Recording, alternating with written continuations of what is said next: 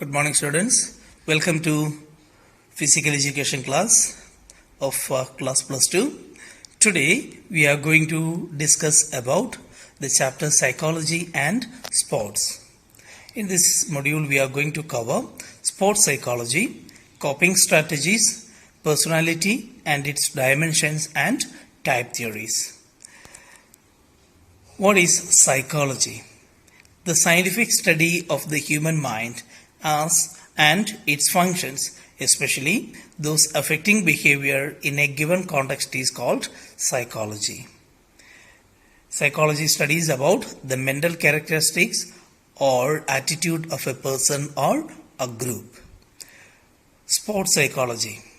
Sports psychology is the application of psychological principles to sport and physical activity at all levels of skill improvement.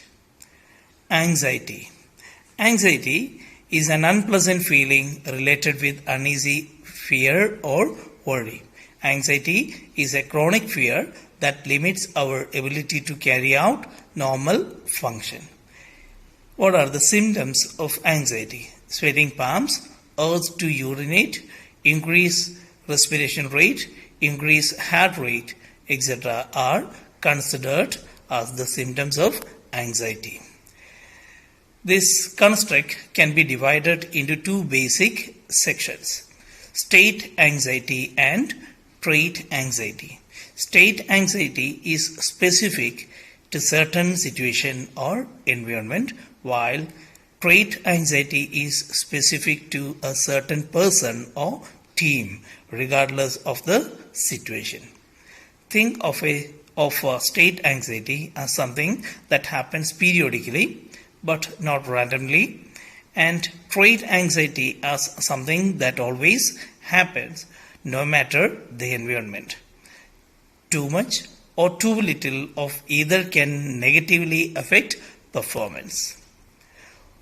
What are the techniques to manage anxiety? Meditation, stop negative thinking, then autogenic techniques, then breathing technique, switch over the situation, and establish winning feeling are the usual techniques to reduce or to manage anxiety. The next term is stress.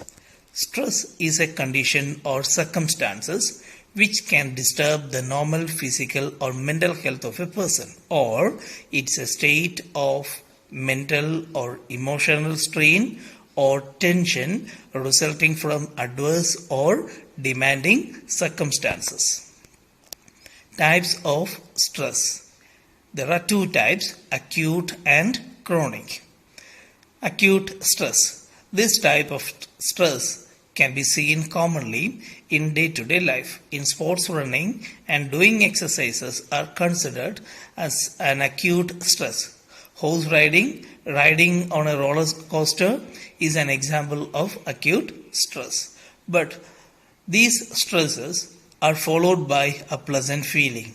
This kind of stress is very important for games and sports. Then second one is chronic stress. It is if a stressful situation continues over a long period of time, it is called chronic stress. It is just opposite from acute stress. It affects the performance of a sports person, like memory loss, deteriorated reflexes, psychosomatic disorder, physiological imbalance, etc. Then positive and negative aspects of stress.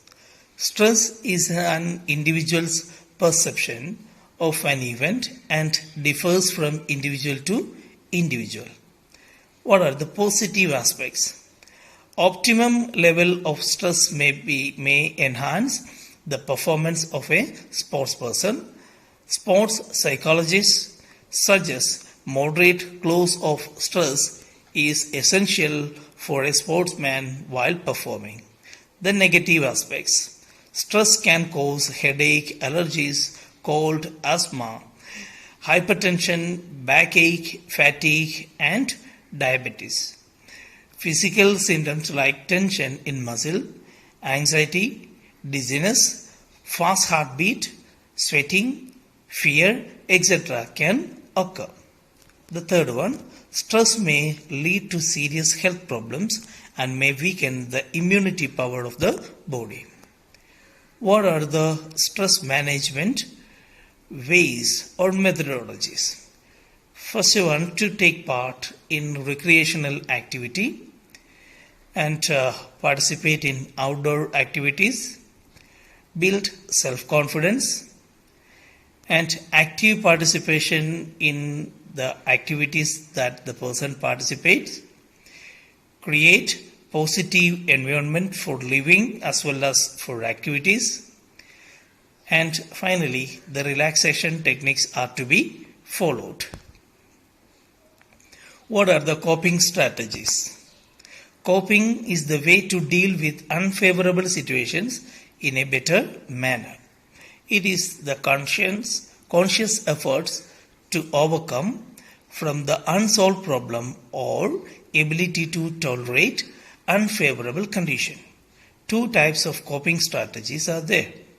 Problem-focused coping strategies, emotion-focused coping strategies. The first one, problem-focused coping strategies. Analyze the stressful situation. Talk to your coach or teacher to solve the issue. Know your limits very well. Stop worrying about the situation you cannot change. Reset your goal. Improve physical fitness. Anticipate the problem and build self-confidence. The second one, emotion-focused coping strategies. Denial or of reality, blame, then vent out emotions, mentally disengage from stressful situations, praying for guidance and strength, crying, brooding, ignoring the stressful situation, avoidance, substance abuse. Personality, its dimensions and types. Role of sports in personality development. What is personality? The word personality is derived from the Latin word persona, meaning mask. Personality is described as sum total of all the traits and distinguishing qualities of an individual. According to Guilford, personality is of an individual's unique pattern of traits. The dimensions of personality. There are four major dimensions: physical, mental, social, and emotional. The first one, physical dimension. Physique as the primary aspect of the personality. Physical dimension of personality means how we look, the height, as well as the weight of the person, etc. Individuals are attracted towards the person who has good physique and health. Balanced diet, physical exercise, and other environmental factors improve physical dimensions of an individual. Second one, mental dimensions. How we react and respond quickly to any situation or event. It helps in learning new skills, adjust in new circumstances. Development of thinking, reasoning, intuition, and judgment are possible through education. The third one is emotional dimension. Every child responds differently as they have different emotions. Emotional stability is important component of balanced personality. It helps to select different sports according to their nature, build, temperament, etc. The last one is social dimension. Individuals take part in sports to satisfy or gain social values like status, power, affection, inherent attitude, tendency, interests, and capabilities. One has to modify his or her behavior to follow the rules, customs, and traditions of the society. Personality type theories. Here we are going to deal with three major theories: Carl Jung's classification theory, Sheldon's type theory, and the Big Five theory. The first one about Carl Jung. Carl Gustav Jung was born on 26 July in 1875, who lived up to 6 June 1961, who is often referred to as just C.G. Jung, was a Swiss psychiatrist and psychotherapist who founded analytical psychology. Jung proposed and developed the concepts of extraversion and introversion, then archetypes and the collective unconscious. Jung's classification. There are three categories: introvert, extrovert, and ambivert. Jung's classification. C.G. Jung has classified personality on the basis of sociability character as introverts and extroverts.